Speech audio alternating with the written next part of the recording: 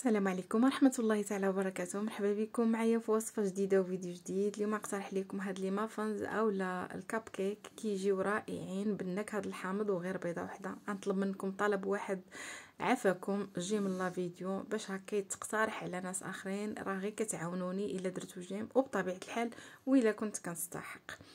وبسم الله على بركه الله نبداو. عندي هنا بيضه وحده بدرجه حراره المطبخ.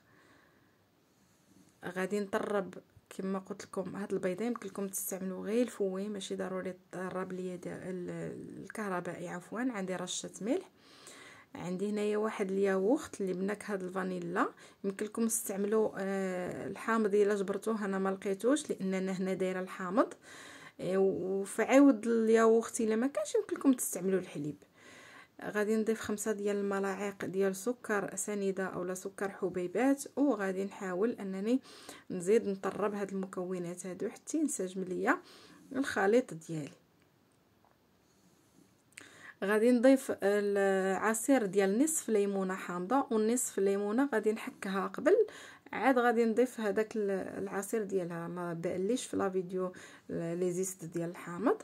غادي نضيف كاس لاروب ديال الزيت، وغادي نضيف الدقيق تقريبا هنا خدا لي واحد 2 كؤوس قل شي 3 المعالق بحال هكاك ديال الدقيق. هو كيبقى على حسب البيض واش كبير اولا صغير، المهم نتوما عينكم ميزانكم.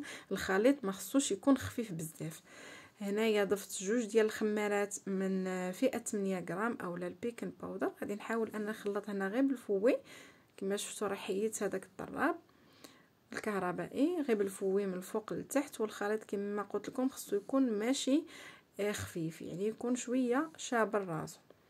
هنايا جبت المول ديالي وعملت فيه هكا الكويغطات هادو الخاصين بالمافنز اولا الكاب كيك، وكنحاول انني نوزعو هكا بالتساوي. هنا عندي 12 عفوا ديال القطع. هنا من بعد ما ساليت ضروري غادي ندخلو للثلاجه يتروبوزا على الاقل واحد نصف ساعه، وغادي نشعل الفران قبل، يعني الفران يكون مسخن على درجه حراره 170 درجه. والمافنز ضروري كما قلت لكم خصهم يدخلوا للثلاجه. بالنسبه للتزيين كيبقى اختياري، يمكن لكم تستعملوا هكا اللوز يفيلي اولا تستعملوا اللي بغيتو. انا غندير غير سكر سنيده، يعني منين نبغي ندخلهم غير سكر هكا حبيبات من الفوق. وكيف ما كتشوفوا ها هما كيفاش جاو ما شاء الله، جاو رائعين بحال كيتباعوا تماما في الزنقه او احسن، لان بطبيعه الحال حاجه ديال الدار وعارفين شنو فيها. ها انتم كيف ما كتشوفوا كيجيو رائعين. كنتمنى انكم تجربوهم وتجربوهم بهذه الطريقه هذه، اكيد انهم غيعجبوكم. شوفوا كيفاش كيجيو مفشفشين ما شاء الله، وكيعجبوا الوليدات بزاف سيرتو هكا في المدرسه، يعني كيبقاو شي حاجه اللي انديفيديوال، يعني كياخذوها هكا. كنتمنى يعجبكم لا فيديو ومع السلامه.